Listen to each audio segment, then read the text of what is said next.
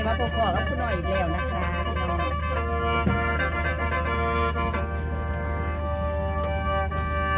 แล้วมาดีแม่เอ้ยแม่เป็นนั่งเป็นผัวรายอย่าเฝ้านายเด้อแฟนจ๋า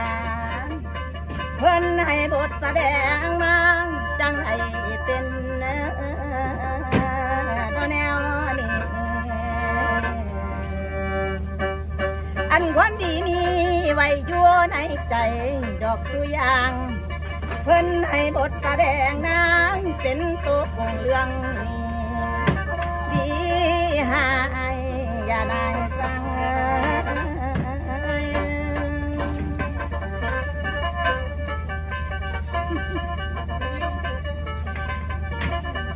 ยืมนั่งได้ยืมไม่ยิ้มเขาสิอยากเฮ็ดนาให้มันเป็นละให้คนนี้นี่ต่อเลยก็ได้ เอาใหม่เนาะค่ะเนาะลืมโอ้ยมันให้ไล่ๆว่ายิ้มว่าก็ได้มักคุ้มหัวแล้วมาดีแม่เอ้ยแม่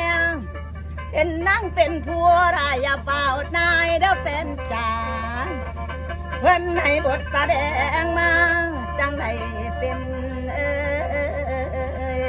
นอแนวนี้อันความดีมีไว้ยั่วในใจดอกตัวอย่างเพิ่นให้บทแสดงนางเป็นตัวกงเรื่องนี้ดีหายอย่าได้สั่ง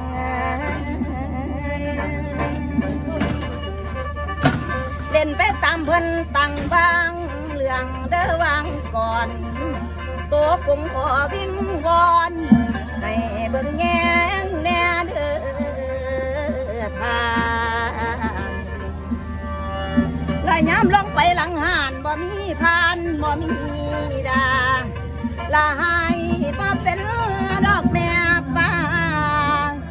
ไปหา